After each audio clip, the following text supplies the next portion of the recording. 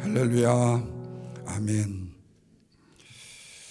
코로나19이 팬데믹으로 지금 거의 2년 동안 많은 활동이 규제가 되고, 또 우리가 마음껏 활동을 하고 싶어도 힘들고 어려운 여정을 많이 겪었습니다. 그래서 투샷을 맞고 이제 부스터샷도 맞고 나서 이제 뭔가 조금 자유로운 활동이 되겠나 싶었더니 이 오미크론이라는 또 바이러스가 다시 지금 세상을 뒤엎고 있고, 한국에서는 무려 8,000명에 이르는 이 확진자 환자가 나왔다는 뉴스가 톱 기사로 계속되고 있습니다. 그러다 보니까 사람들의 입에서 가장 많이 듣는 말이 있습니다. 앞길이 안 보인다. 앞길이 안 보인다. 오미크론 끝나고 나면 또 무슨 남아곡이 아니라 케냐 바이러스가 올지 않을까. 다시 말하면 중국 바이러스가 코로나19으로 오다가 유한이죠. 그 다음에 남아공, 그 다음에 그 이전에도 계속 또 어디 있었죠. 그러면 또 다른 아프리카 무슨 또 바이러스는 안 올까. 앞이 안 보인다. 그런데 사실 이런 말은 우리의 삶이 어렵고 힘들고 너무 고통스러웠을 때 탄식적으로 쓰는 말 중에 하나이죠. 그런데 오늘날 사람들이요, 세상을 탓하고 남을 탓하면서 길이 안 보인다라는 이런 탄식을 많이 사용합니다. 그렇다면 세상을 탓하고 남을 탓하면서 세상에 앞길이 안 보인다고 했을 때 마음이 좀 후련해지느냐 하는 거예요. 그렇지 않다는 겁니다. 아무리 앞길이 안 보인다고 탄식을 하고 세상을 원망하고 세상을 탓하고 남을 탓한다 할지라도 그 앞길 안 보이는 것은 똑같다는 거예요. 그런데 사실은 앞길이 안 보이는 게 아닙니다. 우리의 시각이 좁아서 못 보는 것입니다. 그래서 특별히 어려울 때는 새로운 시각이 필요한 거예요. 특별히 답답할 때에는, 그리고 힘들고 어려울 때는 새롭게 보는 시각의 눈이 열려야 된다는 겁니다.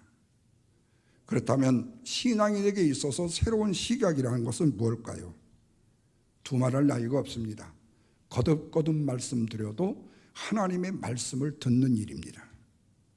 그런데 우리는 어떻습니까? 하나님의 말씀이 아닌 사람들의 말을 듣고 살아갈 때가 엄청나게 많다는 거예요. 옆 사람이 하는 말, 친구가 하는 말, 그리고 요즘 지인이라고 할 때요, 나는 별로 마음에 안 드는 말인데 아는 분들이 하는 말, 그리고 심지어는 내 속에서 외치는 자존심의 말과 상처의 말들을 듣고 그거에 순종이 간다는 거예요. 그렇다면 이제는 우리의 듣는, 우리의 시각, 듣는 우리의 마음을 바꿔야 되지 않겠는가 그래요.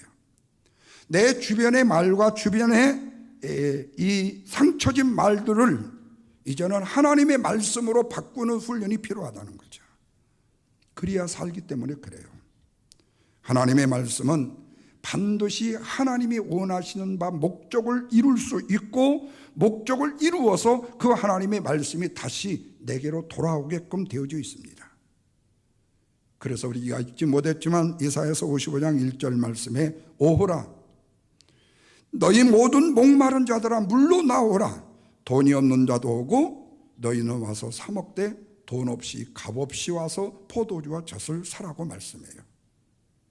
이 말씀은 어떤 상황 가운데서라도 하나님이 부르실 때 하나님의 말씀의 초대에 응하여 하나님의 말씀을 들을 수 있는 마음문을 열어라 그 말이에요. 그런데 하나님은 시도 때도 없이 우리를 부르시고 우리를 초대하십니다. 그때에 아무런 조건도 없이 우리를 오라고 하나님은 초대하십니다. 목마른 자들도 물로 나와서 물을 마시고 돈 없는 자도 와서 이것을 사 먹되 그저 먹으라고 말씀합니다. 포도주와 젖을 사라고 말씀해요. 그리하면 12절에서 이렇게 말씀합니다. 다 같이 보십시오. 내 입에서 나가는 말도 이와 같이 헛되이 내게로 돌아오지 어떻게 해요? 아니하고 나의 기뻐하는 뜻을 이루고 내가 보낸 일에 뭐가 있으리라고요? 형통함이 있으리라 말씀이에요. 여러분, 여기서 우리가 알아야 될 것은 형통이라는 것은 보통 모든 것이 평안하고 고통도 고난이 없는 것이라고 착각을 하는 경우가 있어요. 그러나 성령에서 말씀하고 있는 형통이라는 것은 하나님의 목적을 이루는 것을 형통이라고 말합니다. 내 뜻대로 내 마음대로 내가 편하고 내가 좋고 내가 많고 내가 좋고 내 형편에 따라서 내가 익사이팅이 되었다는 사실 자체가 형통한 것이 아니라 그 형통 자체의 주인 되시는 하나님의 목적이 이루어지는 것이 바로 형통이라는 거예요. 왜? 하나님의 말씀은 무엇보다도 먼저 하나님의 기뻐하시는 뜻을 이루고 그 말씀이 이루어질 수 있어서 다시 돌아오게 하기 때문이라고 말씀하고 있어요. 그래서 목적을 이룬다라는 이 말씀은 하나님의 말씀이 그대로 이루어진다는 거예요. 실행된다라는 뜻입니다. 그리고 그 말씀이 그대로 다 이루어진다라는 뜻이에요. 그래서 이 시간에는 우리가 코로나19 팬데믹이라는 오미크론이라는 고난 속에 있다 할지라도 이 속에서 우리는 어떻게 하나님의 목적을 이루는 말씀이 실행될 수 있을까? 그리고 어떻게 성취되는가에 대해서 말씀을 생각해 보려고 합니다. 첫째는 하나님의 말씀의 실행을 위해서는요, 하나님의 초대에 순종해야 된다는 거예요. 자, 본문 6절 말씀을 다 같이 한번 읽습니다. 본문 6절이요. 너희는 여호와를 만날 만한 때에 찾으라. 가까이 계실 때에 그를 부르라. 여기서 여호와를 찾으라는 이 말씀은 그냥 대충 하나님 어디 계시나요? 하나님 계신 거예요? 안 계신 거예요? 이게 아니라 필사적으로 찾으라는 말씀입니다.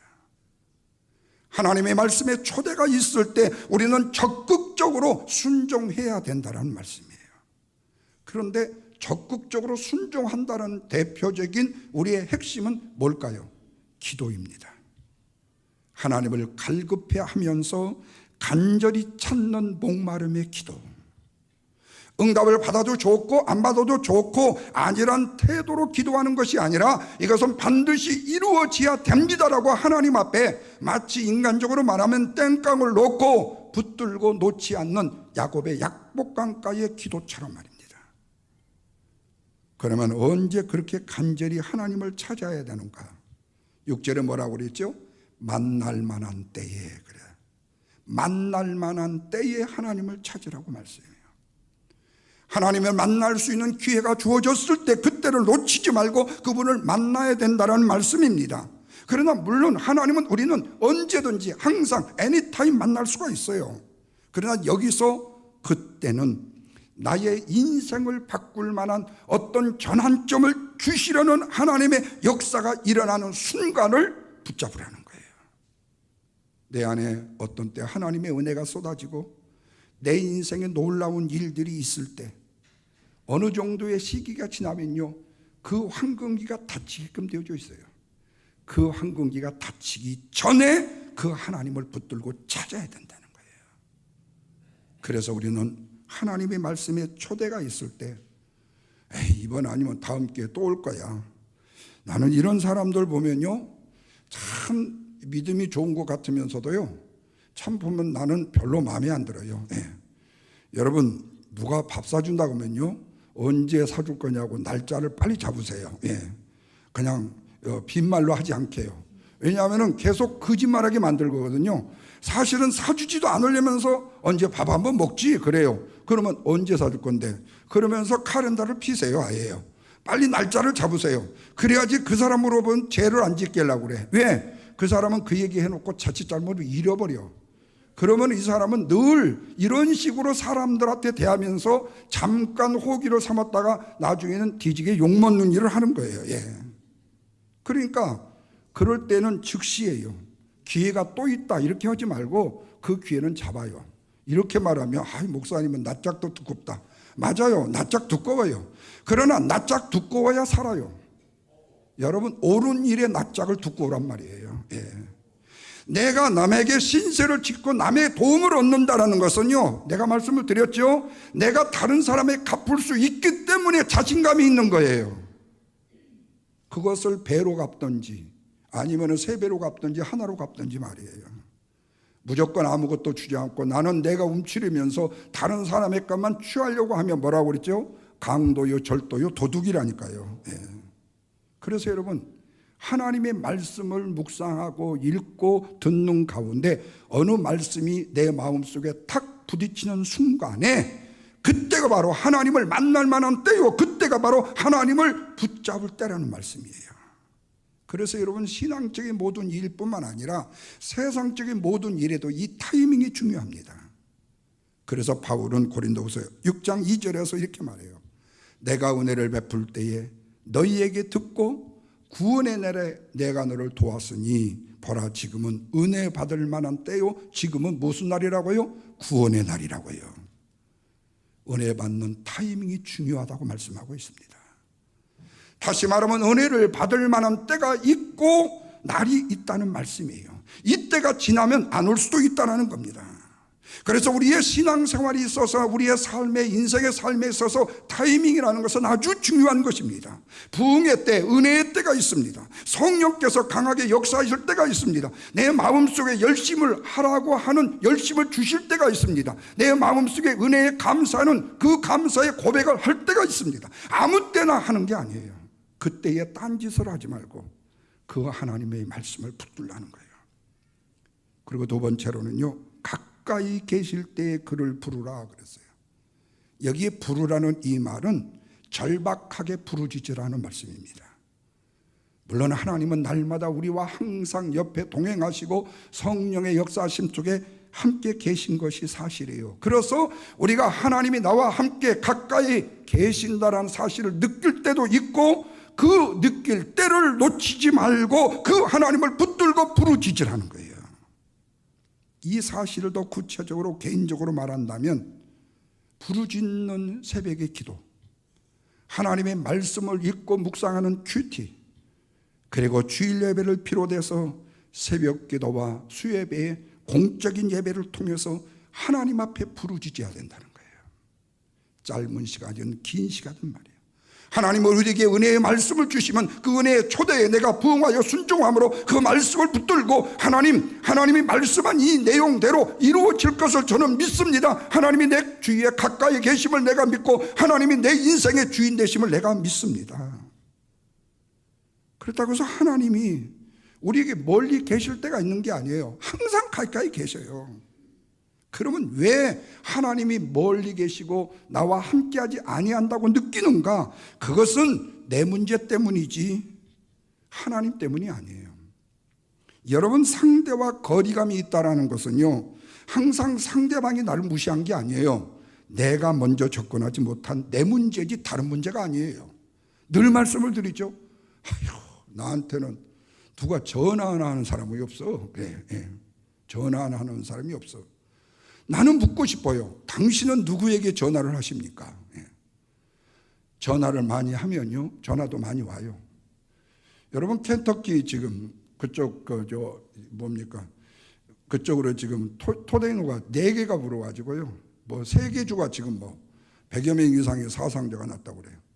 어저께 아침에 새벽기도 끝나고 집에 가 있는데 우리 아드님께서 전화가 왔어요. 그러더니 대뜸하는 소리가, 켄터키에 100명이 죽었다고 뉴스에 나오는데 누구 하나 자기한테 안부를 묻는 사람이 없대요. 안부를 묻는 사람이 없대요. 근데 나는 아직 뉴스를 못 봤거든요. 저녁에 우리 장로님이 켄터키 김요한 목사는 괜찮냐고 연락이 왔더라고요. 겁나게 고마웠대다요. 여러분, 마찬가지예요.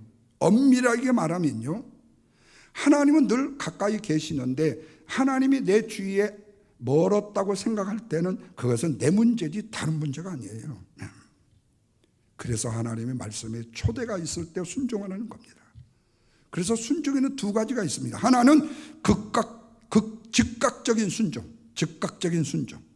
그 다음에 2번째는 과도한 순종. 과도한 순종, 넘치는 순종이라는 거예요. 그러면 과도한 순종을 하게 되면 우리의 인생의 문제도 과도하게 풀린다는 것을 믿으셔야 돼요. 그래서 우리가 할 수 있는 것은 하나님의 말씀에 초대가 있을 때 거기에 순종하는 거예요. 하나님의 말씀에 초대가 있을 때 순종하는 조건은 나의 말과 나의 생각과 나의 길을 버리고 하나님의 말씀을 따르는 거예요. 이것이 바로 순종인 거예요. 그래서 지금보다도 더 큰 풍부로, 지금보다도 더 큰 위로로 날 수 있는 비상의 능력을 소유하게 된다는 겁니다. 이런 축복이 있기를 주님의 이름으로 축원합니다. 두 번째로는요, 말씀의 성취를 위해서 할 일이 있어요. 죄악을 버리는 겁니다. 자, 7절입니다. 다 같이 한번 읽겠습니다. 7절이요. 악인은 그 길을, 불의한 자는 그의 생각을 버리고 여호와께로 돌아오라. 그리하면 그가 긍휼히 여기시리라. 우리 하나님께로 돌아오라. 그가 어떻게 용서하셔요? 너그럽게 용서하시리라. 한마디로 말하면 죄악을 버리라는 말씀입니다. 우리가 거룩하신 하나님과 교제하기 위해서는 악인의 길과 불의한 생각을 버려야 된다. 여기서 말하는 악인의 길이라는 것은 무엇을 말할까요? 죄의 종이 되어서 죄에게 순종하던 옛사람의 생활 방식, 세상적인 방식을 의미합니다. 불의한 생각이라는 것은 무엇을 의미할까요? 세상 속에서 물들기 쉬운 음란하고 폭력적이고 물질적인 사고방식을 말해요. 이것들을 버리라고 말씀해요. 예수를 믿는다 하면서도 거짓된 방법으로 문제를 해결하려고 해서는 안 된다는 거예요. 하나님의 복을 원하려면 응답으로 강구하지만 죄악을 지닌 채로는 받을 수 없고 죄악을 끊어 앓은 채에는 축복의 길을 갈 수 없다는 거예요. 오직 세상적이고 세속적인 것을 의지하려는 그 마음을 버리고 나아갈 때에 뭐를 체험할 수 있다고요? 기적의 역사를 체험할 수 있는 힘이 있다는 사실을 믿으시면 아멘 하시길 바랍니다. 그래서 하나님은요, 죄의 뿌리가 되는, 우리의 죄의 뿌리가 되는 우리의 생각부터요 손을 보기 시작해요. 이 손을 보는 게 아니라 우리 마음을 손보기 시작하신다니까요. 그래서 하나님은 사랑의 하나님이지만 동시에 무슨 하나님? 공의의 하나님이시다. 사랑하고 용서하시지만 죄를 끌어안고 버리지 않는 사람은 그대로 두지 않는다. 그것을 버리고 따를 수 있도록 만들어 주신다는 겁니다. 그래서 우리가 하나님 앞에 나와서 예배를 드릴 때 먼저는 내 모습 이대로 주받으옵소서 이렇게 나와요. 그러면 주님이 알아. 너 죄 있는 거 알아. 그래, 내가 죄인된 모습 그거 받아줄게. 그렇지만 네가 오늘 내가 주는 하나님의 말씀에 초대에 응답하여 그대로 돌아가지 말고 변화되어 돌아가라고 말씀한다는 거예요. 내 모습 이대로 왔다는 것은 현실이에요. 팩트예요. 그런데 하나님의 말씀에 초대, 하나님의 말씀을 듣고 돌아갈 때에는 변화되어 돌아가기를 원하신다는 거예요. 그것이 바로 뭐지요? 우리가 하나님 앞에 드리는 예배인 것입니다. 그래서 우리는 죄의 길을 가고 있다면 돌아서야 되고 불의한 생각을 품고 있다면 그것을 버려야 됩니다. 그것은 8절과 9절 말씀이에요. 다 같이 한번 읽어보세요. 이는 내 생각이 너희의 생각과 다르며 내 길은 너희의 길과 다름이니라. 누구의 말씀이라고요? 여호와의 말씀이라. 뿐만 아니라 내 길은 너희의 길보다 높고 내 생각이 너희의 생각보다 뭐래요? 높기 때문이다 그랬어요. 이 말씀은 우리의 생각과 우리의 방법대로 신앙생활을 하려고 하지만 신앙생활에는 기본적인 원칙이 따른다. 그 원칙은 뭐냐? 인간이 내 생각과 하나님의 생각이 다르다는 것을 알아야 되고 인간이 가는 길과 하나님이 가는 길이 달라야 되고 인간이 생각하는 이상보다도 훨씬 더 하나님의 뜻은 높다라는 사실을 꼭 좀 알았으면 좋겠다. 그래서 하나님의 길을 가려면 회개하고 가라 그 말이죠. 그러면 회개는 뭐예요? 회개는 버리고 채우는 것을 말합니다. 버리는 것만이 아니에요. 버리고 채우는 거예요. 내 모습 이대로 왔다가요, 죄인의 모습으로 왔다가요, 그대로 돌아가지 마시고 거기에다가 변화된 것을 채워서 가라는 거예요. 죄를 버리고 은혜를 채우는 것이고 옛사람을 버리고 새사람을 채우는 것이고 그래서 회개가 없으면 회복과 위로도 없다는 말씀이 된 겁니다. 회개 없는 새역단은 없다.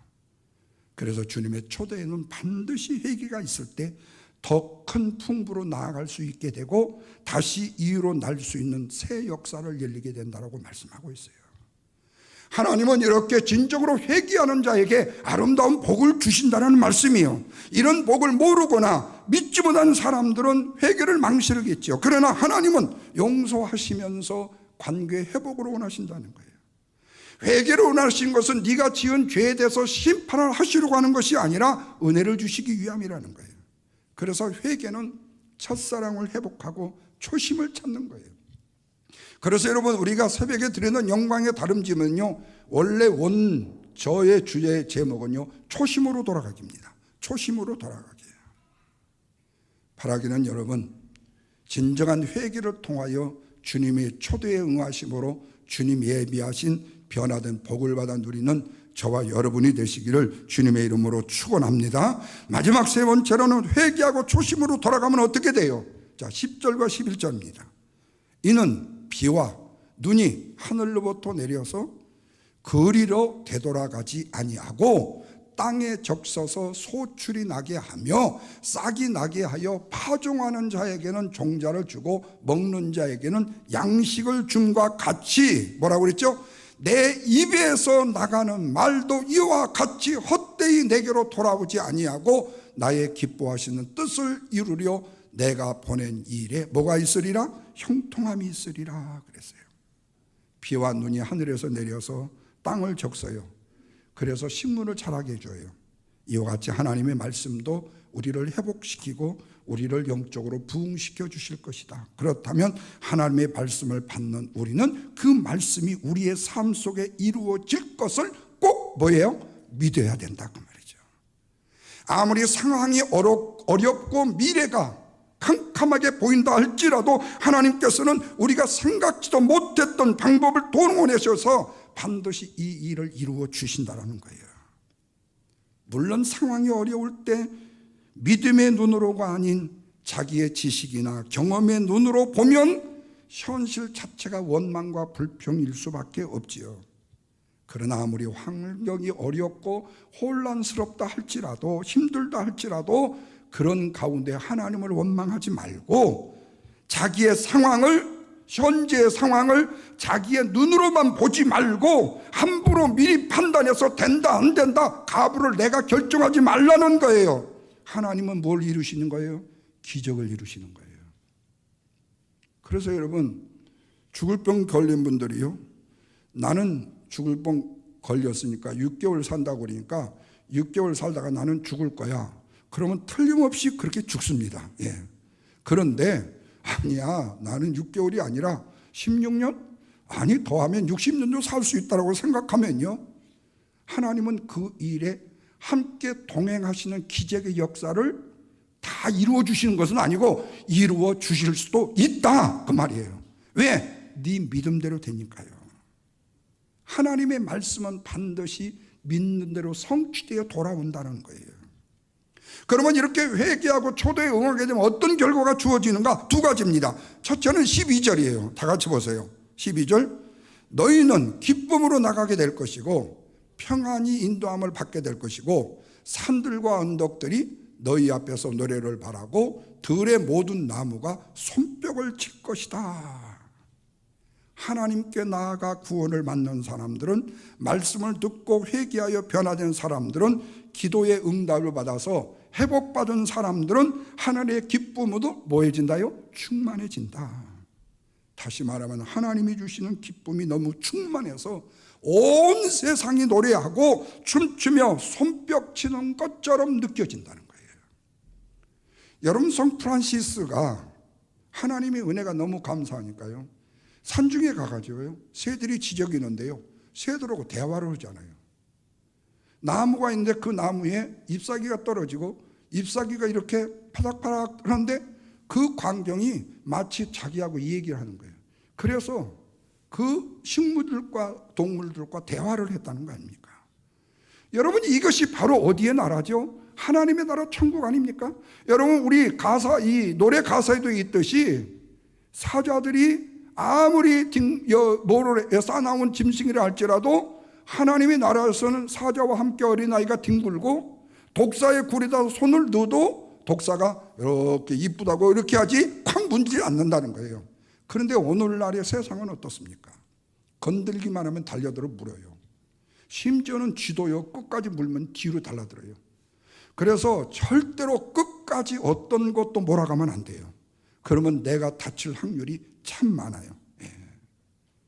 그래서 하나님께 나아가 구원받는 사람은, 말씀을 듣고 회개하여 변화된 사람은, 기도의 응답을 받는 사람은 하늘의 기쁨으로 충만해질 수밖에 없다.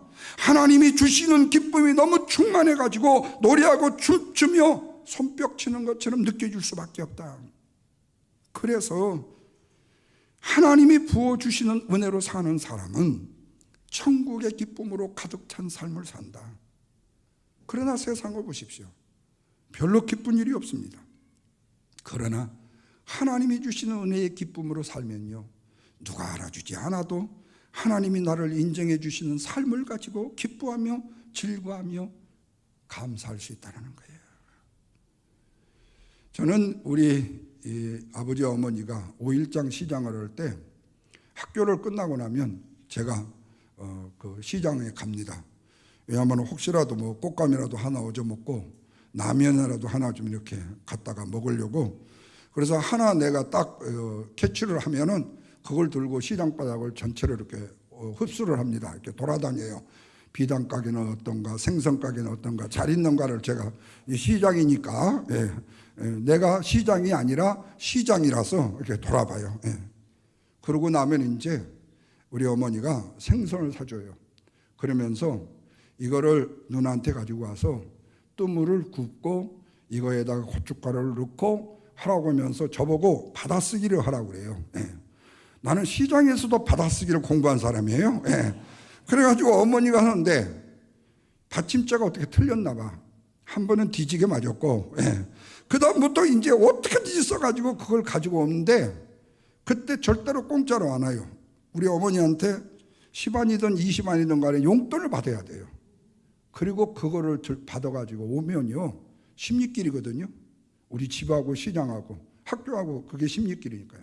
그 길로 오는데요, 신장로가를 가는데 그 생선 이거 봉황 이거 지푸라기로 싼 거 들고 가방 이것도 짊어지고 내가요 얼마나 신이 나서요 가는지 몰라. 왜요? 용돈이 있잖아요. 20안이요. 이거 가지면은 이 뭡니까, 단팥빵 3개는 살 수 있고요. 이거 가지면요 눈가사탕은 뭐 친구들 다 나눠줘도 괜찮아요. 그 정도로 큰 돈이었어요. 왜?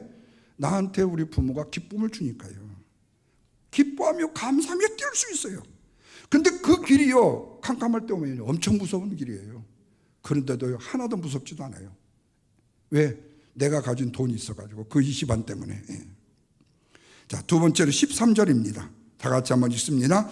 잣나무는 가시나무를 대신하여 나며 화석류는 찔레를 대신하여 날 것이라. 이것이 여호와의 기념이 되며 영원한 표징이 되어 끊어지지 아니하리라. 자, 여기서 가시나무와 찔레는요 심판과 고통을 말합니다. 근데 잣나무와 화석류는요 축복과 평안을 의미합니다. 이 말이 무슨 뜻이냐면 하나님의 은혜로 회복이 되어질 때에 이전의 고통과 두려움은 말끔히 사라지게 된다는 거예요. 그리고 하나님이 주시는 놀라운 하늘의 평안과 축복으로 내 안에 가득 차게 된다. 이것을 여호와의 기념이 된다라고 말씀처럼 우리가 하나님의 구원을 경험하고 변화된 성도들의 삶의 모습에서 눈앞에 하나님이 살아계심에 대한 것이 영원히 드러나는 증거가 되더라 그랬어요. 여기서 우리가 놓치지 말아야 될 낱말이 있어요. 화석류라는 뜻입니다. 성경에는 화석류라는 말이 6번 나옵니다. 스가랴서에 3번, 이사야서에 2번, 느헤미야서에 1번. 그런데 이 화석류를요 영어로는 뭐라고요? 머틀이라고 말합니다. 이 뜻이 회복과 희망과 소망의 상징이에요. 다시 말하면 화석류는요 꺾어도 다시 살아난다, 그리고 물을 주면 다시 살아난다는 뜻이에요. 그래서 미국에 종종의 길들의 이름을 보면요, 이 머틀이라는 이름이 많고 여자분들의 미국 여자분들의 이름이 머틀이라는 이름이 참 많다고 그래요. 대표적으로요. 근데 대표적으로 길이요, 뉴욕의 베이스사이드 길도요, 머틀이라는 길이 있어요. 제가 한번 인터넷 찾아봤어요. 소망이 상징이라는 뜻입니다. 근데 예수님이 화석류 사이에서 서 계시더라 그 말이에요. 이것을 스가랴서 1장 17절은 이렇게 말합니다. 다 같이 한번 보십시오. 들어보십시오. 내가 다시 외쳐 이르기를 만군의 여호와의 말씀에 나의 성읍이 넘치도록 다시 풍부할 것이라. 여호와가 다시 시온을 위로하며 다시 예루살렘을 태가리라 하라 하니라. 여기에 다시라는 말, 어게인이라는 말이 4번이 외칩니다. 다시 외쳐, 다시 풍부로, 다시 위로, 다시 택하리라. 예수님의 초대에 순종하는 응답하라는 말씀이 되죠.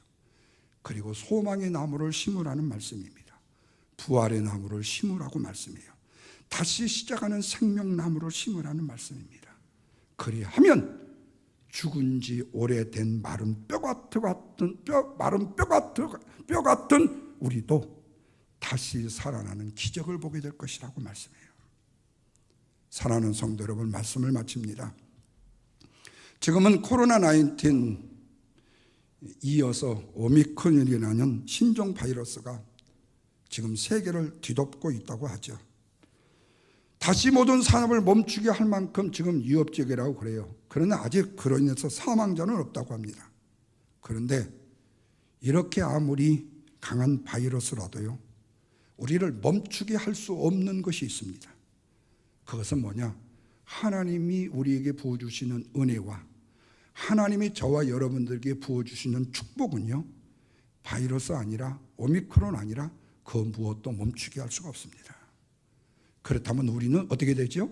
다시 살아날 수 있는 겁니다. 다시 시작할 수 있는 겁니다. 무엇을요? 다시 외쳐, 다시 풍부로, 다시 위로, 다시 태가리라는 말씀처럼 다시 풍부로 올라가고 다시 위로 날 수 있는 축복이 있다는 거예요. 누구에게요? 바로 나부터, 바로 여러분부터요. 이 축복을 누리시기를 주님의 이름으로 축원합니다. 기도하겠습니다. 하나님 고맙습니다. 우리에게 소망의 말